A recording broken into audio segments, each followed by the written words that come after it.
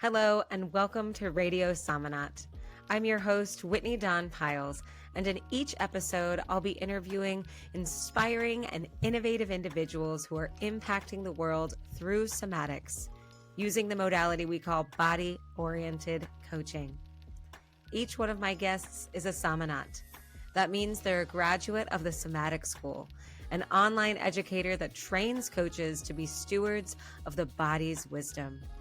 We'll be hearing their stories and getting particularly curious about how they're carrying this impactful work into their lives and communities. So in the spirit of the Somatic School, my invitation to you is to embrace ease, take a breath in, and allow their words to be a welcome exhale. Welcome, listeners, to another episode of Radio Somanaut. I'm your host, Whitney Pyles, and I am here with Tana J. Cohen. Tana is a therapeutic somatic coach.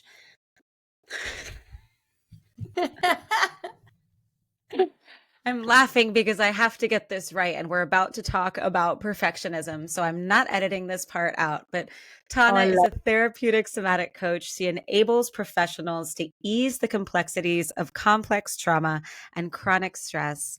Welcome, Tana. Really excited to have you on the podcast. Thanks so much, Whitney. I'm so happy to be here. It's going to be a blast. I just know it. It is going to be a blast. And I would love to start in the style of the Somatic School. So for any listeners that are not Somanauts, this is the way we begin each experience with the Somatic School. And so we'll begin the podcast this way, but just an invitation for myself and for Tana and for those of you listening to just slow down and notice what is nourishing and inspiring in your environment. And I'd love to just start off and we'll do a round of right now I'm feeling, right now I'm sensing.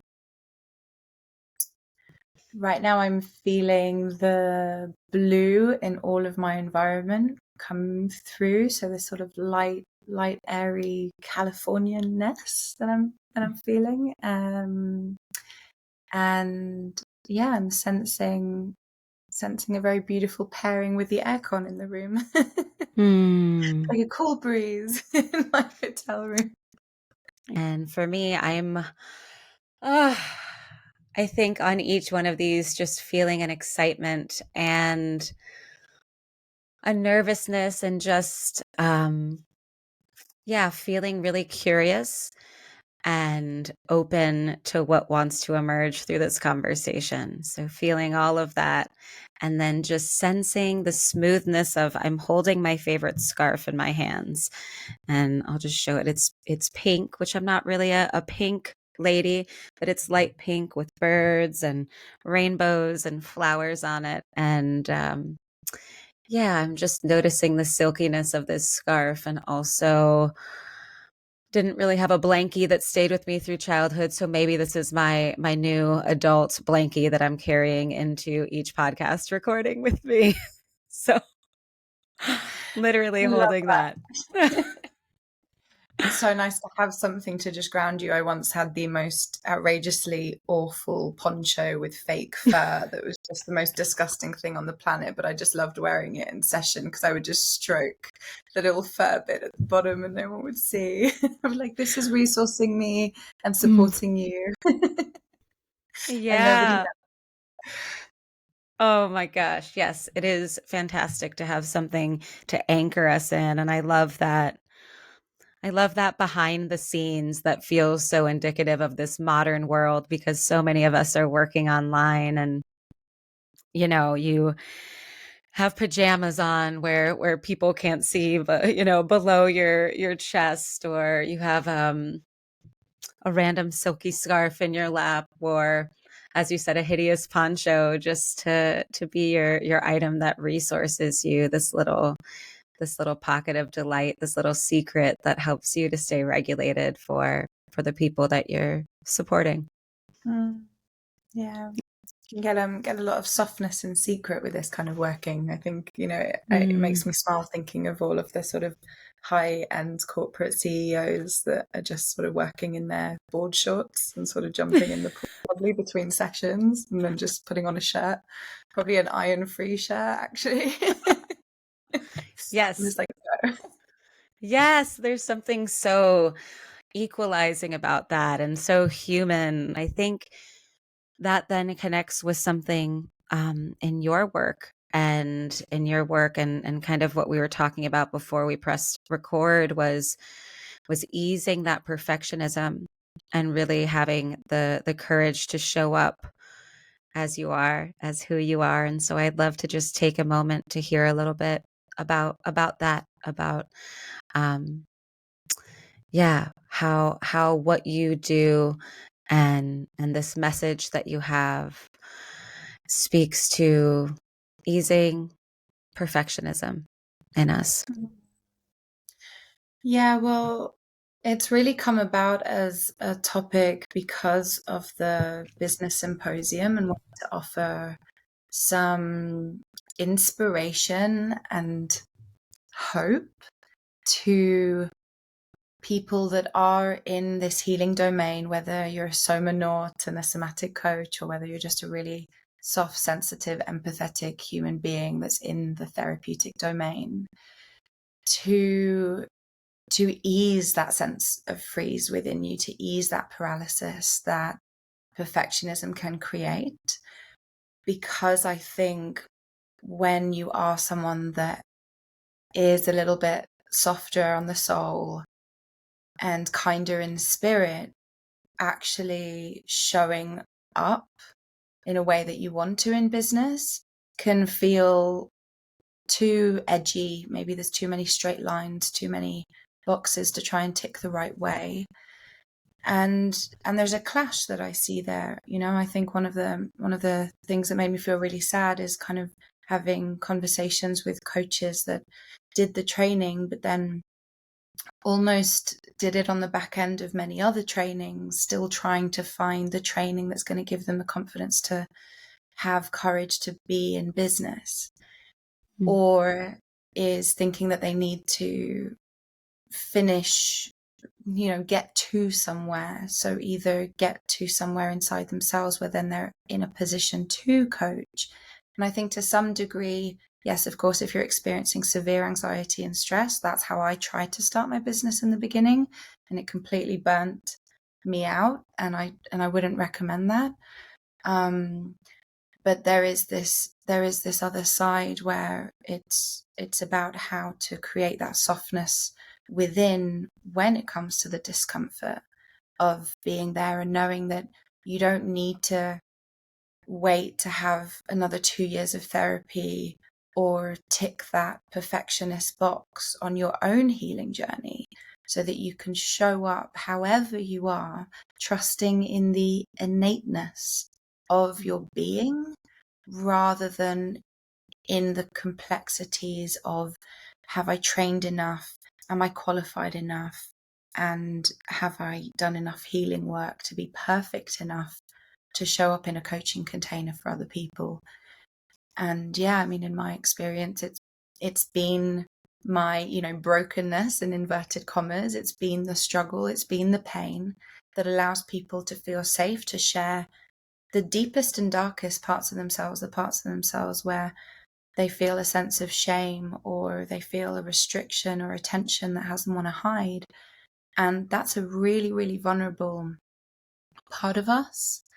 And it requires a deep level of safety. So I'm wanting to encourage people that do feel this desire to want to support people to move out of their heads into their bodies and into the being of that space, of the being in business, so that they can connect with people and create that container where someone can bring all of them to the table and not feel like they have to do it right.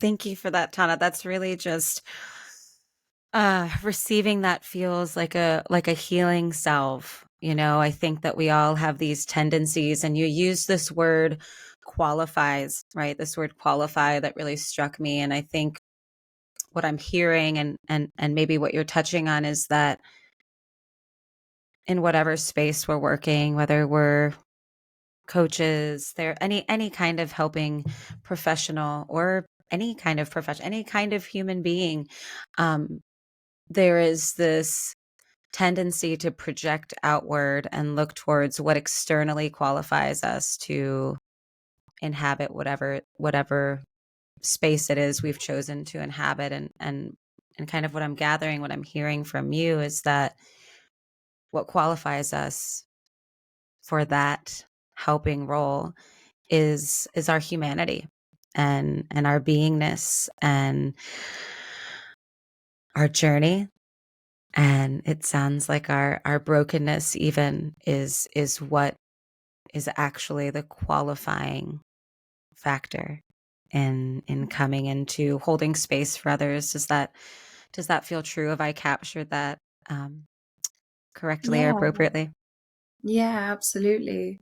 Yeah, it's about having that kindness to yourself to know that you can show up. And I think what's beautiful about our coaching container that we create and being coaches, whether, I mean, the somatic aspect of what we do is so therapeutic in its essence that we don't need to try and therapize. We don't need to be a practicing psychologist in order for a client to feel a very deep transformation and wholeness through the experience of the somatic coaching. And I think that's why I just really love that I came across this modality of work, because it's so powerful and so transformative.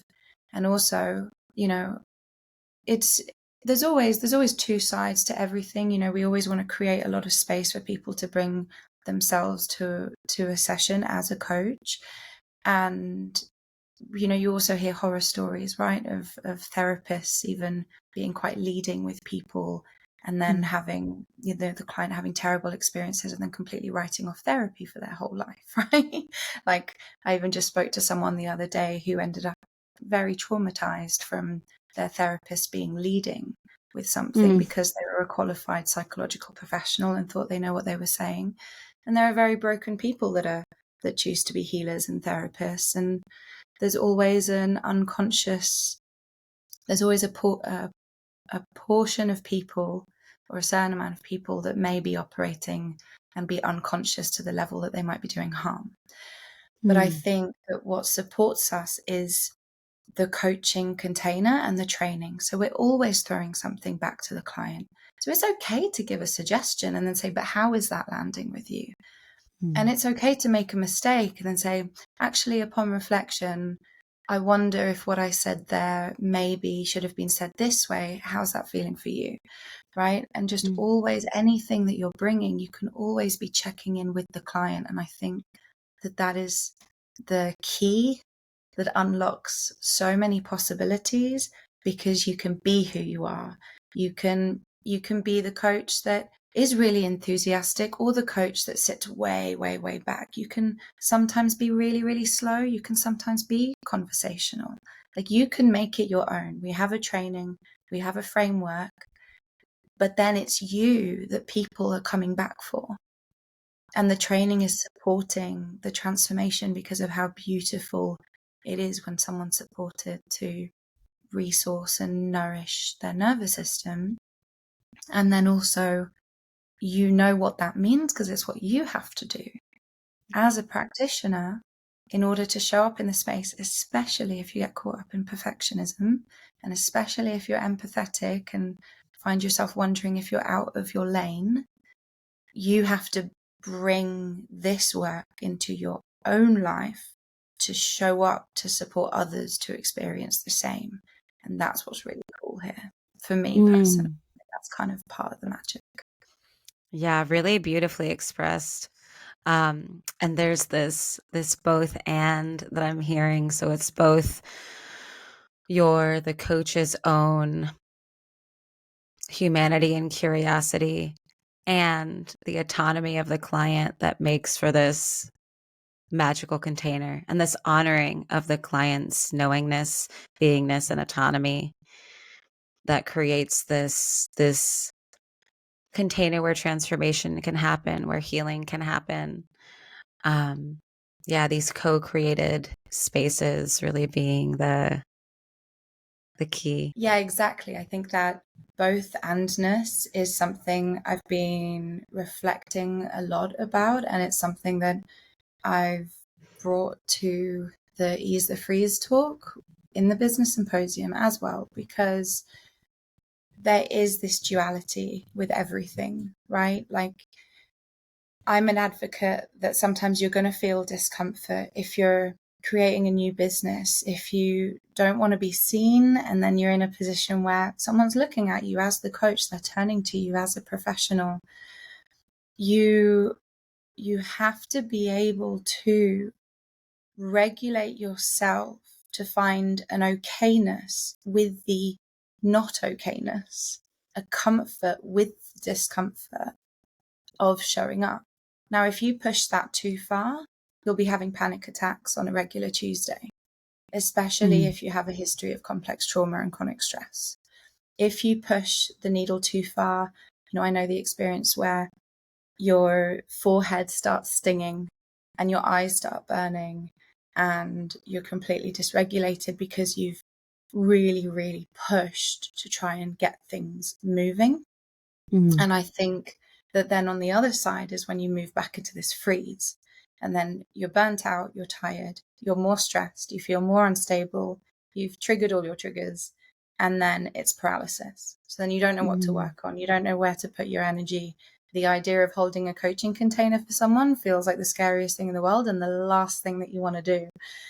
So it is this duality in that there is this, okay, how can I push myself so that I can get things moving, build that courage? Because courage doesn't come without fear. The only real reason you have courage is because it was uncomfortable. If it's not uncomfortable, you ain't building courage. So how can you create that internal resource and stability to show up in this way, even when it might be uncomfortable, even when you're wondering if you're doing the right thing or if you're a good coach while you're in session, and you have to be able to calm that part of you so that it's not coming into the session, so that you're not in your head and you are in your body. And then how to also know when you're pushing it too much. And that's why I think the resource, the regulation, I absolutely love the IFS framework, the parts work. Every part of you is working for you, which also comes into the polyvagal theory. Every single stressful experience, every block, every feeling of wanting to hide or pushing it too much is all you and your beautiful mind and your body and your soma doing the very best with what it's got to get you the best possible outcome. Is it sometimes misguided? Yes. Is it sometimes unnourished and under-resourced? Absolutely. But is it trying to be there for you? 100%. So thank the blocks, thank the fear, thank the feeling of wanting to hide, because it is doing so much to try and keep you safe. So how can you show up with the tools that you have as a practitioner in this field, especially, to support yourself to ease those blocks and not need them to disappear completely, to feel that you can really be here in this space and be worthy of it and be great at it and have people love you and pay you and get the transformations and just go, oh my God, somatic coaching is where it's at and you're awesome. That's what I want people to experience, because I've gone through that journey and it's changed my life and the life of my clients. It's a co-creation of transformation. Yeah, I love that. I would love to hear a little bit more about your journey. So I'm curious about, and I feel like this has been alluded to a little bit, but I'm curious about where you were at in your journey when you found the somatic school, and how this training in somatic coaching and body-oriented coaching amplified or shifted your journey as a coach. That's a great question. Well, ever since I was young, I wanted to be of support in some way. I found myself feeling like I did not belong on this planet, especially I grew up in Spain. I grew up pretty wild. I grew up not really even wearing shoes. I was a total, hippies child. And then moved to England at 7 after a bereavement. So my brother passed away sadly. So I think that really shook my system, obviously. But then I started in the English school system, and I really had this feeling of just not belonging. And what I couldn't understand is why people were so cruel and why there was so much pain. So from a very young age, I started questioning very big things, because very big things happened to me. And from there was also this struggle, because I recently got diagnosed with ADHD. I've known I'm ADHD for years, but I just got my formal diagnosis, and it made things that were regimented really difficult. It made understanding why there's so much authority and so many expectations of you, and all of that I just couldn't really understand. So I really had to find my own way with it. And what that meant for me is that the idea of studying psychology or becoming a doctor or doing a science degree was incredibly overwhelming to me as an idea. So I trained as a massage therapist. I loved giving massages, and I really loved that feeling when someone comes in feeling a certain way and then they leave feeling so light and lovely. And I'd done other qualifications. I worked as a youth worker. I studied creative art therapy studies. I studied early childhood development. I really wanted to do something that would support people to feel more of a sense of belonging and okayness in themselves and in their life. So that's always been there since I was really little. And the thing with massage therapy is that it felt like, it wasn't challenging enough. Like I'm very good at what I do in that field, and I think it's so easy if you're good at physical touch and you can hold that space. It's very easy for someone to feel wonderful. And I just felt like it just wasn't enough. I couldn't really sink my teeth into it. And so, I carried on training, and then I wanted to use my experiences with, 10, 15 years of healing and personal development to support other people, because I started on the sort of transformational journey of healing when I was 20. Now I'm 35. So, a very, very big portion of my life was really dedicated to understanding why I suffer. Why do I suffer? Why can I learn so much and still feel so far behind? And why do I still get caught in these spirals of panic? And that's what had me really go, okay, like I can use this experience. It's what I've spent most of my life thinking about. If you've done sort of 10 years, you spent £10,000. It's like, surely I know enough to be able to support others. And I think that to some degree, I definitely did. I put out a few courses on healing your inner critic, and all of the feedback was great. But when it comes to holding that one-on-one space, or when it came to holding that one-on-one space, I wanted to feel really secure in myself, holding that space for others. And so I started looking into things, and then I found out about the somatic school. I did the introduction, and I felt such a relief from the word experiment. I think it was something like, I don't know, something that really hit on that belonging, someone sort of saying something really beautiful and affirming about you. And it just had my whole being kind of light up. I was like, wow, isn't that really stunning?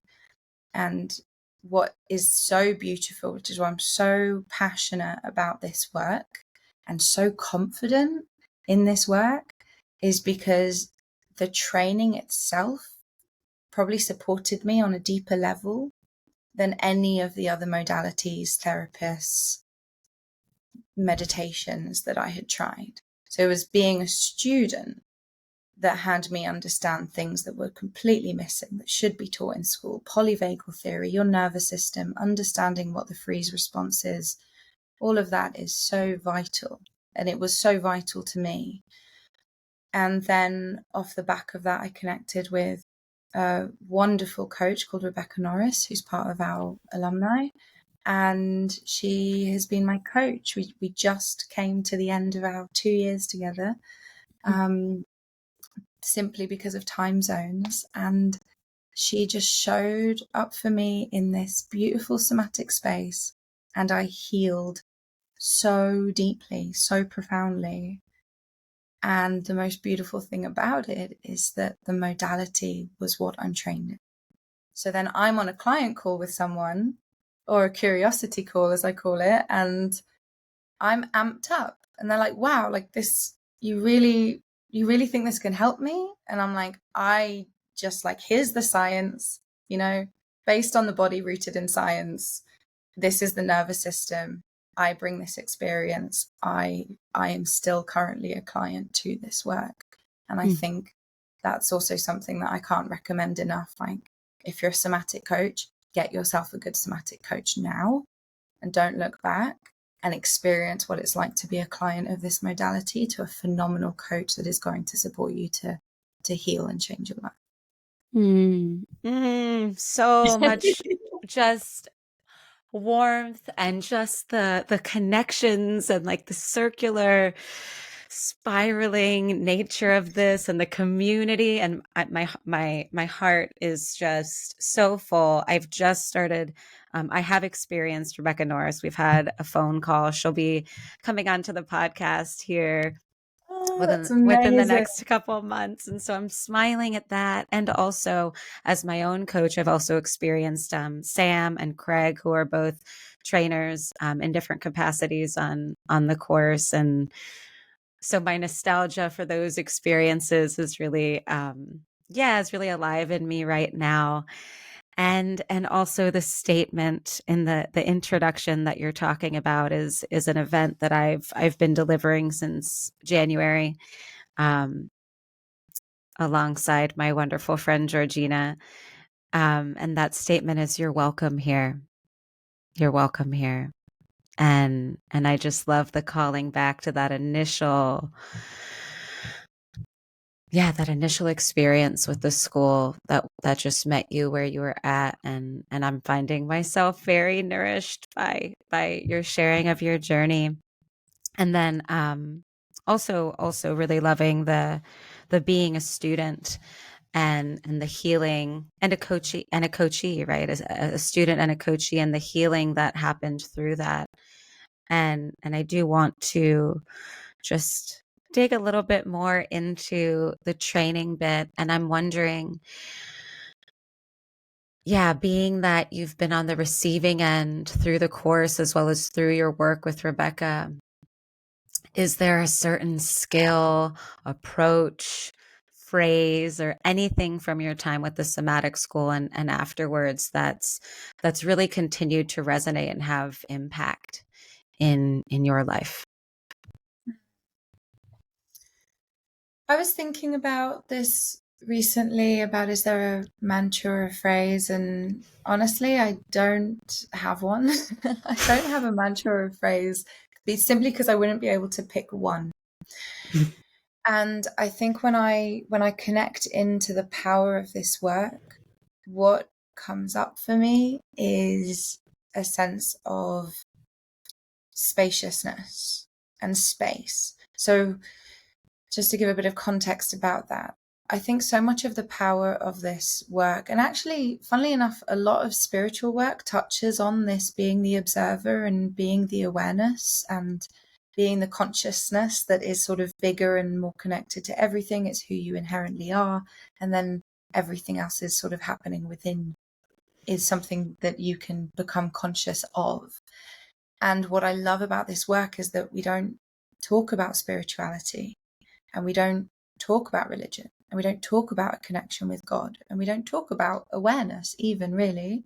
And I love that, because it's not that. And yet the process of this work, I think, allows you to, or for me, the goal of the work is to be the space that's bigger, so that you can either tend to what's arising within you, bring compassion to, bring curiosity to, explore a little, Or if it's really, really big and overwhelming, and you're really just within that emotion, to at least have an understanding of maybe what's going on. To at least understand, like, okay, there's some nervous system dysregulation that's happening. I'm in this space. Maybe it's triggering some core triggers. Maybe it's hurting in places. And then how can I just be a little bit more okay with being in the body with what's happening? Because I really believe that a lot of the time we go to the mind because it's familiar, and actually behind the relentless anxiety is a deep feeling of discomfort somewhere in the body, and we're afraid of it. So we're afraid of it, and it feels big and it feels overwhelming. And so then we think, can't be here. This equals discomfort. I need to fix this now. I need to not feel how I feel. And then you try and do all of these actions in order to not feel it. And I spent my life trying to do all of the actions to not feel it. But then as a result of this work, I was able to develop that inner ability to feel what's happening and to also understand when you're in threshold and when you're out of threshold. And I think that is so powerful in this work. If it's feeling like you are getting more stressed and more panicked and you're wanting to run from yourself even more, you're out of threshold. Drop it. Go watch that Netflix if you want to. Hell, go and order that pizza if it's going to resource you. It's okay. You're going to do whatever you can. I love what Craig says in Organic Intelligence, any port in a storm. If you're in a storm, go for whichever port you can that's going to anchor that boat. And it might not be ideal. And then you might need to, ease that inner critic that says, oh, you shouldn't have done that. And it's like, no, it's your coping mechanism. It's your coping mechanism, which means that you needed to cope.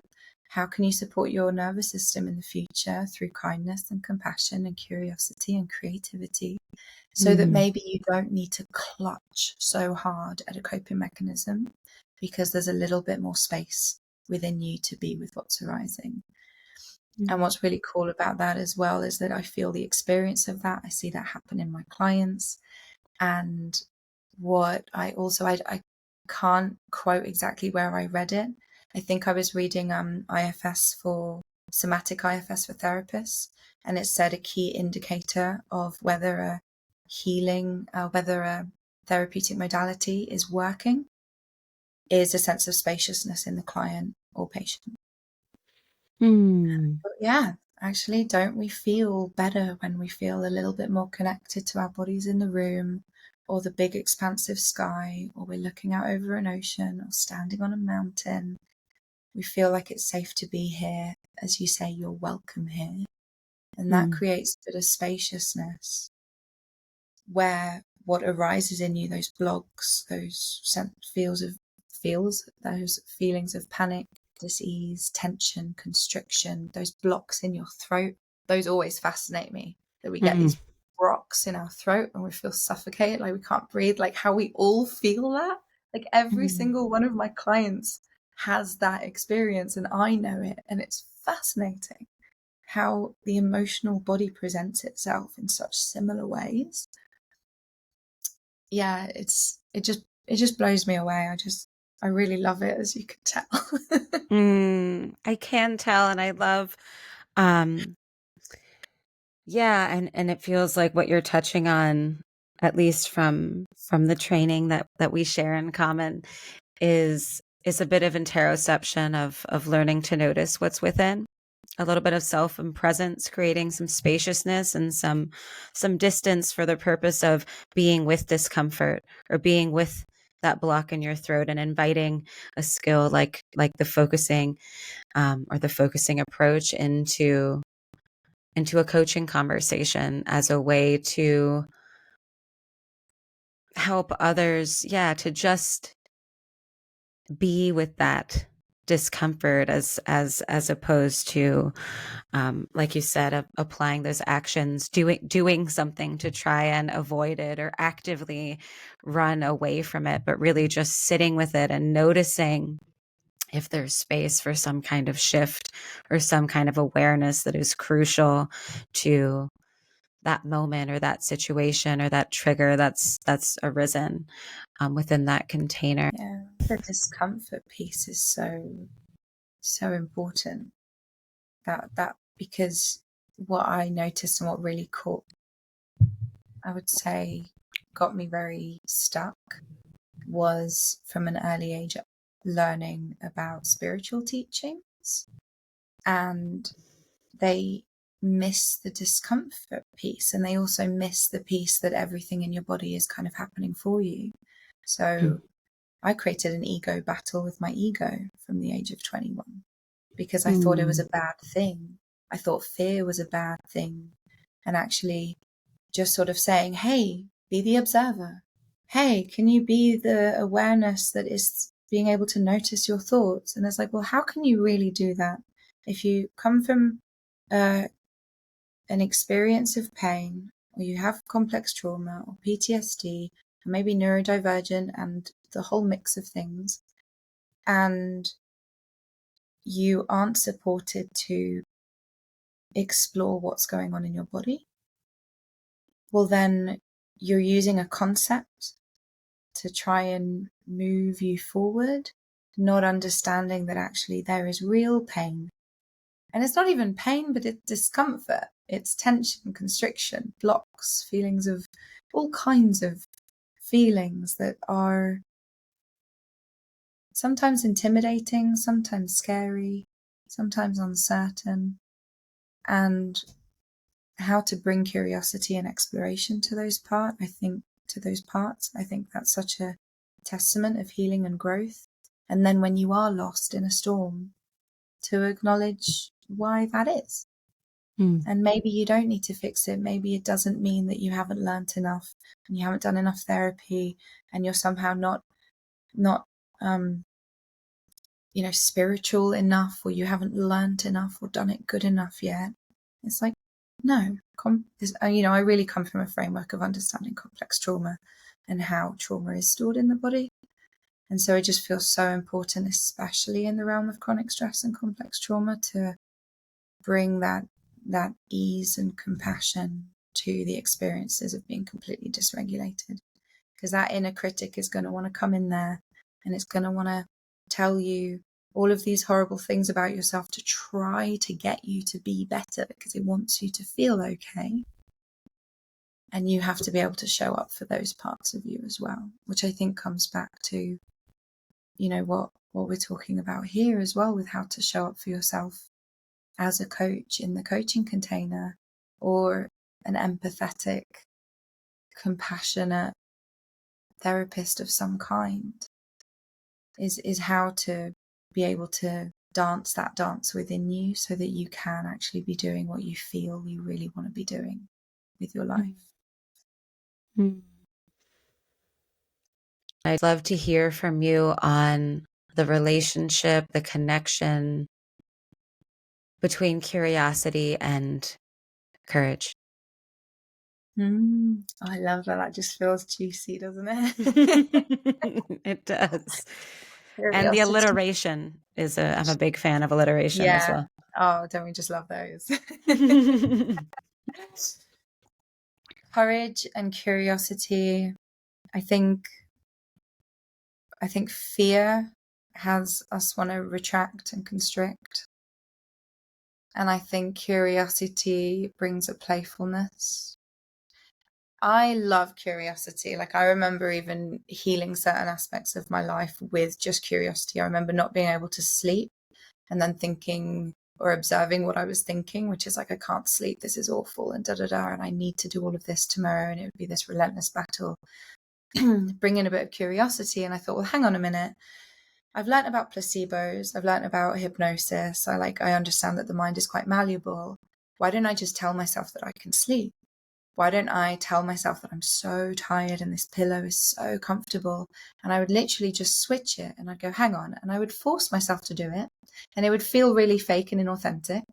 But then I would really get into it. And I'm like, this pillow is so soft and so gorgeous. And I feel so tired. And then boom, I'd wake up the next morning and go, oh my God, it works. And that's just from being curious. The first time that I wanted to put out something, It it it was Soma Circle for a while, but before that it started as Mindfulness for Misfits, because I really wanted to support people in that sort of neurodivergent realm. And then in the end I found that there was a lot of movement going towards somatic work, so I changed it to Soma Circle, and I hadn't had my ADHD diagnosis, so I wanted to kind of feel better within myself about what I was offering.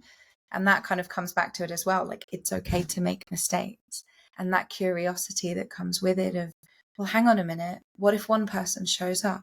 Cool, I got to practice it, I got to practice the tech, I got to sort out the logistics, and I got to be in that container with one person. That's a win. How would it be if I thought of that as winning and succeeding, rather than, oh my God, but it's not going to be full. And then what if I haven't done enough and and what if I don't get it right? And what if no one shows up? It's like, you can play, make mistakes, make tons of them. If you're not making tons of mistakes, you're probably not doing anything. And just bring that curiosity of, how can I see this a certain way? How can I play with this obstacle or block? How can I explore maybe different kinds of resource and support within me to create that container within myself so that I can be courageous? And then when it's all feeling too much and it's consistently overwhelming, okay, what are the key things I'm missing? This is what I have to think about a lot, and I think it's really valid, is what's missing that's key. Am I exercising? Am I sweating just a little bit every day?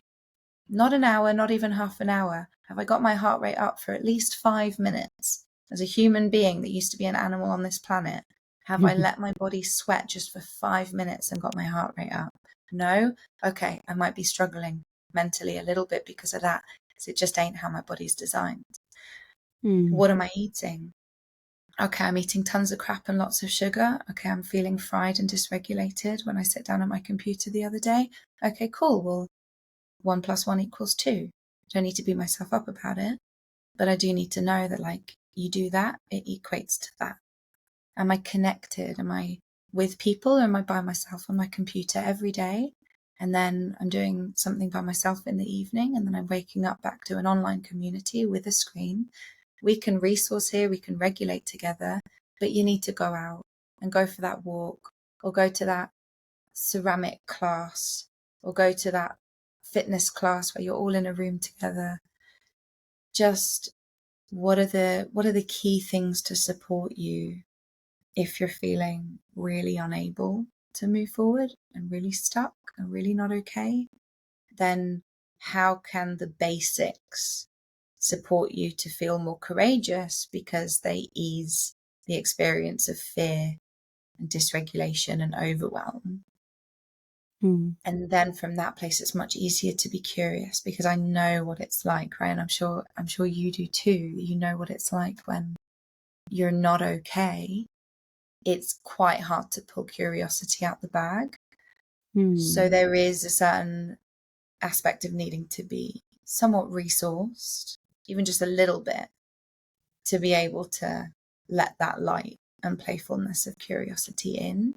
And if you're not there, then what's needed? Do you need to message your coach and say, hey, do you have an emergency session that we could do tomorrow? Do you need to get onto a meditation session? Do you need to quickly, like, put binaural beats in your ears with an eye mask on, close all the curtains and shut your system down for half an hour while you calm, and then get curious? Right? So I think it's like, curiosity is such a powerful tool, and sometimes curiosity won't be available. So when it's not available, it's kind of an indicator that something's gone amiss, and maybe there's a little bit more wholeness to be found.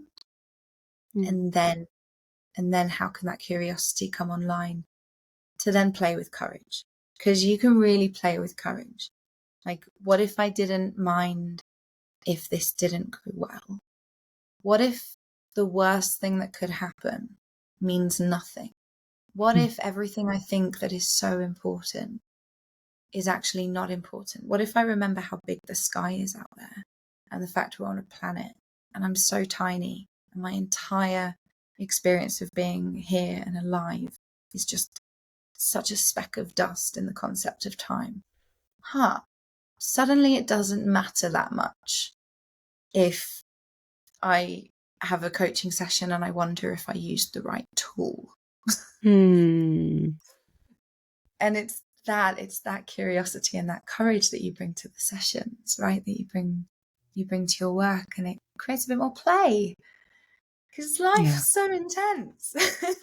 Yeah. It can be so intense that when there is an opportunity to be playful and curious, then, try and be courageous. You can always back out of it again. You can change it. I was doing my Soma circles, then I changed my mind. I'm like, you know what? Actually, I don't really want to be putting energy into this. So I changed it.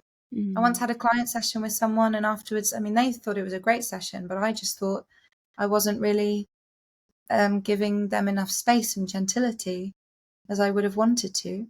So I just said, hey, I actually don't feel like I showed up for you in the best way that I would have wanted to if I was being coached. So I'm just giving you a free session. Let me know when you want to book it. And they're like, oh, I thought that was a great session. I'm like, that's awesome. I'm so glad you feel that way. I just know from my training that I really could have held a more gentle space for you, and I want that for you. So here's a free session, right? And it's that playfulness.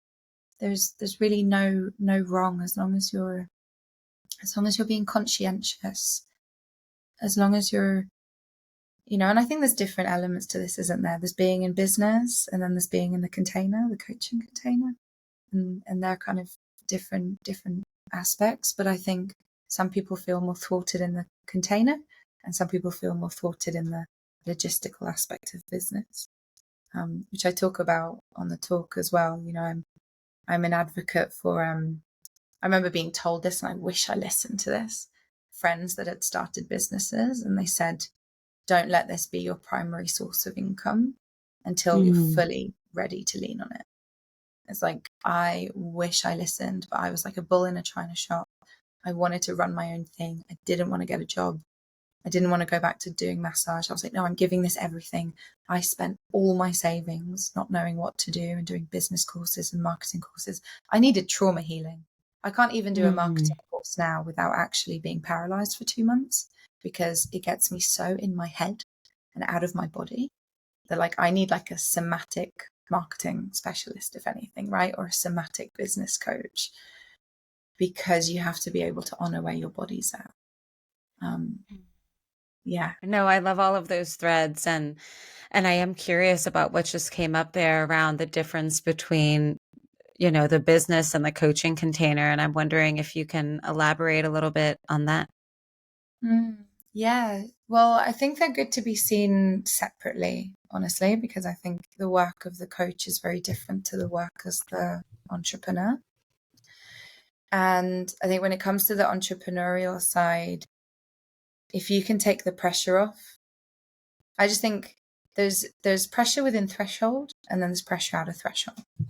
If you're feeling completely lost and confused and a mess, and you can't think straight, and you're in paralysis, you're out of threshold. Don't work too much out of panic, but push yourself a little. Take every piece of advice with a pinch of salt. If every professional in one field is saying the same thing, maybe listen to it, and then think about how to adapt it so that it feels good for you. I'll give like an example of this, so that might be helpful. Sure. Like I remember in the beginning listening to all of the sort of people talking about high ticket coaching, high end coaching, right? And then I was like, okay, well, everyone's talking about this, so maybe that's the way to go.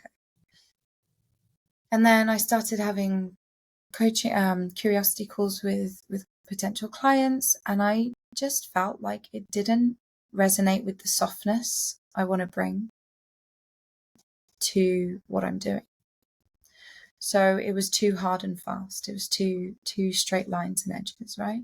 So I needed to soften it.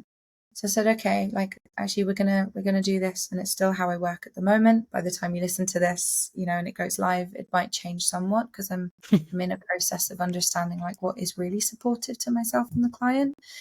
And it is that flexibility.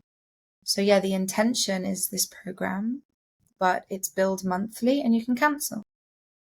So we have this container, this intention of a program, but not a commitment that's going to make you wonder if I'm the right person to work with every time we have a session. And you'll think, oh my God, is this the right person? Because I just spent a ton of money and said yes to 3 months, and they're holding space for me in an emotional way. Now I'm focusing on that as a client. Did I make a mistake? Is this the right person? Right? It just gets you in your head. Mm. So, okay, how can I work in a way where I am working with people over a period of time so that they experience the shifts as a result of this work? Because, I mean, one session is nice, but really it's the relationship that creates so much of the strength and the foundation of changes. So then that was my way of how to meet the hard with the soft. Mm. And it worked, and it felt good. And I love it. Yeah, so that's an example of kind of the business side of it. And then the coaching side of it. I think the most important thing is to trust yourself and just know that you're gonna get all the information you need from your client.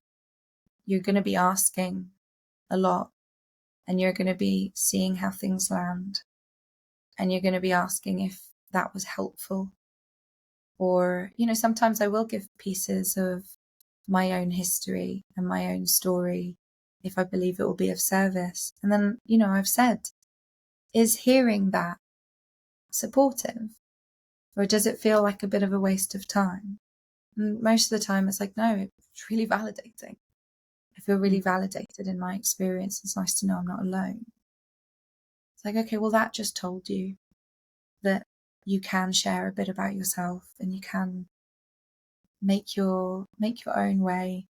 As you're not a coach. You're a coach, but you're a human being. So is your experiences and your resonance, right? Like I can sit here, look at you, Whitney, and I get this really beautiful, like, softness and calmness. You have this really lovely, warming nature. I can tell that you're really playful as well, and you get excited. And it's like, that's what I would care about. So if I can get on a call with you, or if I could see a video of you just saying hi or talking about what you like to get up to on a Saturday, if I could see that on a page somewhere, then I'm like, oh, I already know I can work with her. Great. Right? I don't care if you've done a psychology degree. I don't even care if you've done the training. I can tell just from seeing you that you'd hold a beautiful space as a practitioner, and I'd feel safe in that. And safety is everything. In the very beginning, I was nervous as a coach, but I didn't let my client know that. And I pretended that I wasn't, because I wanted them to feel safe. And you don't want to work with someone that's telling you they're second guessing themselves. Second guess yourself all you like until you build that confidence from experience. You're not going to get that confidence without the experience. You're not going to feel good and confident in yourself as a coach until you've coached. So in the beginning, practitioners are going to feel insecure. They're going to feel imposter syndrome. And then you see the results from the clients. You see that they're coming back. You see that they are leaving feeling more resourced and spacious and light and whole and self-compassionate and creative and kind. And that's where you know that you're doing a good job. Yeah, I'm really reminded here of just another bit from the training, and that's just sourcing that nourishment and inspiration from the client, noticing what is nourishing and really entering into that co-regulation space, and finding what is supportive, finding the places and the pieces that build that confidence for you, and noticing what's shifting in them as a result of your presence, as a way of building, that confidence, that courage, that knowingness that you're the right person to hold this space. And if you're not, and you've referred back to this a few times, but if you're not asking that question, is this supportive? Am I supportive?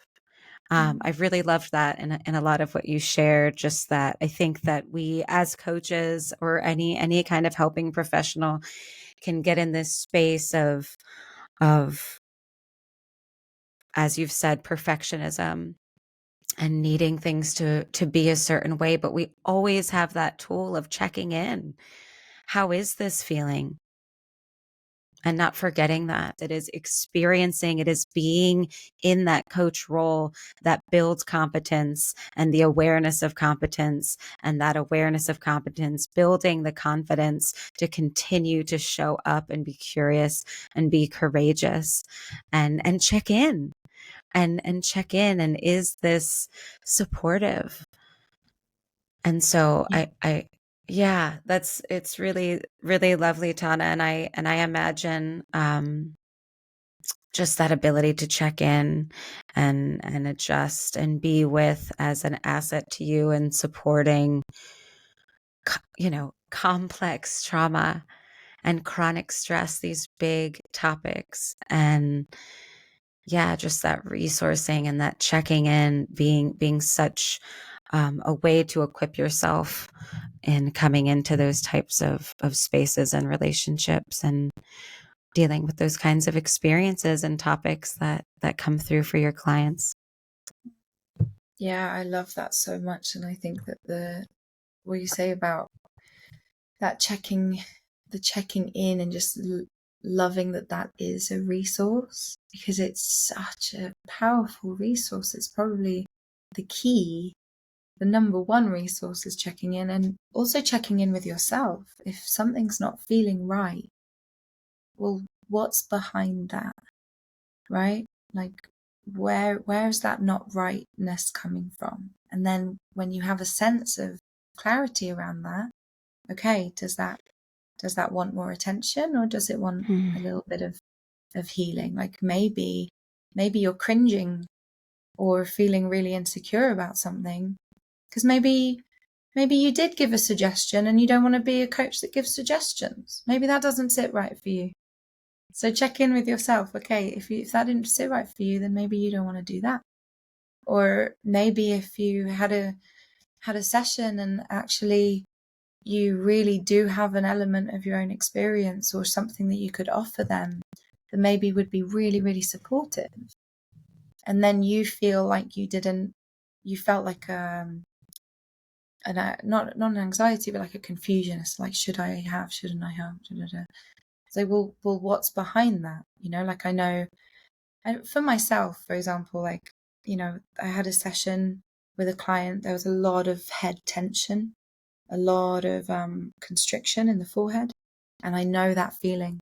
And I get that feeling when I'm trying to think so much and I haven't moved my body. And so I just straight out just checked in. I said, I just want to check, because I know that experience myself.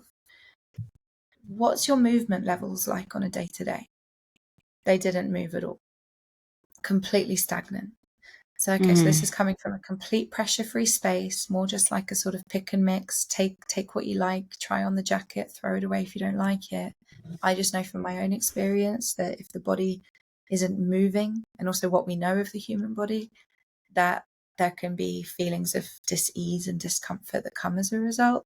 It sounds like you're very, very much in your head talking, like thinking through all of these processes all day.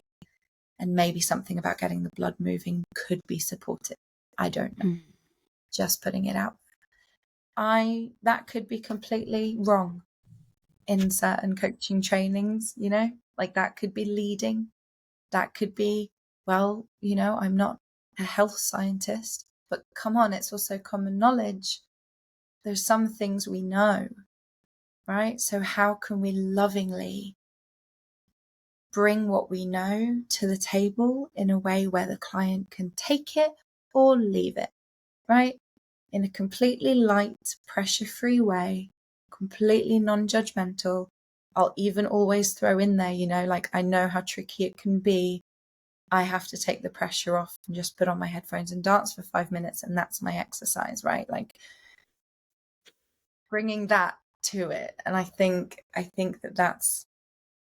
that's kind of, it comes back to that checking in, just because, again, you're checking in with the client and you're checking in with yourself. If I didn't say that, And then that client's having this brain feeling that I know myself and hate, and it's horrible. And I know that I do this one thing for 5 minutes and it goes away. I would feel wrong to not offer that as a potential element to explore together. Mm.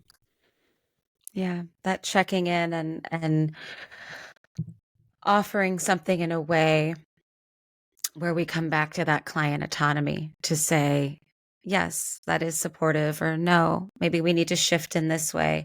But it's that moment in time and that checking in, regardless of what it's around, that creates an opportunity for awareness and for noticing what is resonant. And I think that that's so powerful. And I'm really, really appreciating that you've shared that. I have one more question, and this, the word container has come up, and we do, use this term quite often, the coaching container. So I'm curious, the container that you create as a coach, what is it like? What color is it? What texture? Yeah, what does it look like, that container? Wow, that's a really cool question. I would say the container is co-created. Mm. I would definitely say that. I would say the container is very different with every person, depending on what colors they bring, what flavors they bring in their essence, and where they're at, right? A container for a somatic coach that's done this training or has done embodied work for 10 years or has gone to ecstatic dances since they were 17 is going to look very different to my container with a corporate professional that has wanted to find inner peace but maybe cringes at all of the sort of holistic embodied stuff, right? Very, very different containers. And so it's always about how to bring comfort, just complete comfort and safety. And I think that's ultimately what my container is that there is absolutely nothing. I mean, I would say probably, let's say, like 90%, just to be diplomatic, and there's always sort of those sort of gray areas, I suppose. But honestly, like, someone could come and talk about anything.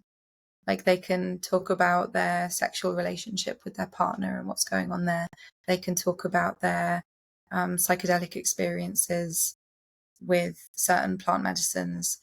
They can talk about like the deep shame of stuff that they went through when they were a child. It's okay. Like, I really feel that I've lived a lot. I can relate to a lot. I can relate to feeling outcast, segregated, moving countries, neurodivergence, complex trauma, shame, self-disgust, excitement, and then complete and utter hopelessness, despair, panic.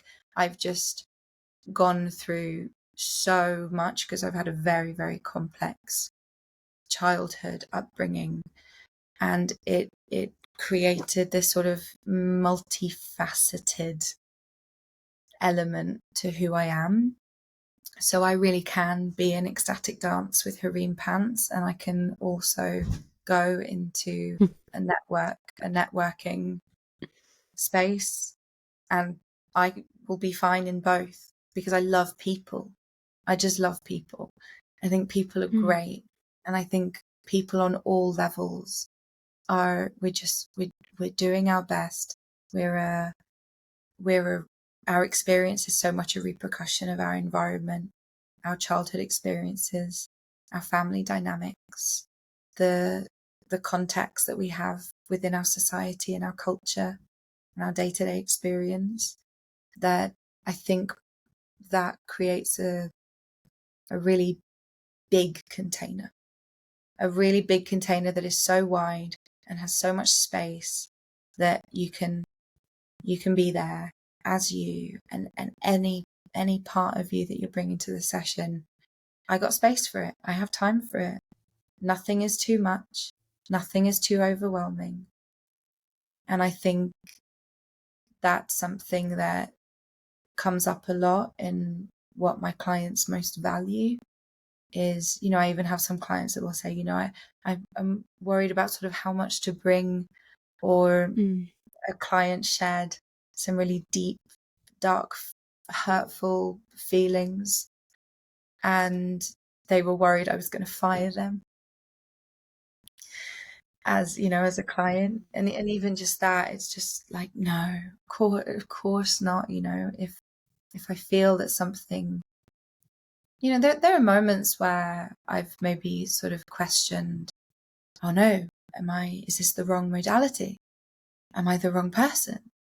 But then we have the session, and then they leave feeling more regulated, more resourced, more whole. I'm like, okay. But I'm glad I have that bit of me that questions if it's right. Because it means that if they left that session not more regulated, whole, feeling good, feeling self-compassion and understanding, that I would know that. I would see it, I would find out, and I would check in, goes back to that checking in, and then refer that person accordingly, really softly. I have a couple of people I can suggest to you if that would feel better, or why don't we have some sessions about how you're feeling as you're finding a new practitioner, and just creating that softness. So I would say maybe my container is really, really soft and sweet, with like a little flavor of inspiration and just a complete validation of it's all okay. You're not wrong. You don't need to hide. It's all good. Even the not good, it's fine. Like, it's safe here. I get it. Even if I don't get it, I probably get some of it. I get what it's like to suffer. So Beautiful. Hearing soft, sweet, open, wide, big. There's also a flavor of compassionate and safe. Thank you so much, Tana. Feel so warm. Hearing words, those words, they do create warmth. And that's everything. If you can feel safe with the person you're working with, then they're a good person to work with. Thank you. I couldn't agree more. Yes, me too. It's been such a pleasure just to witness you and to be witnessed, and just to have this conversation and allow it to, meander and provide not just, I think, hope and inspiration, but also nourishment. And really hoping that our listeners feel the same and feel the warmth that I'm feeling and that you've identified. And just thank you. Thank you for being here. Well, thank you so much for having me. I think you hold a beautiful container for this space as well. And that warmth and sweetness is totally here. And it's just really lovely. I really appreciate what you bring to this space as well.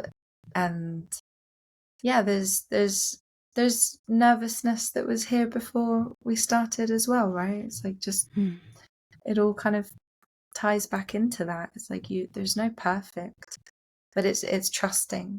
It's just trusting. I trust you, I trust myself, so I can feel nervous and it's recording and people are listening and they're not going to say the wrong thing.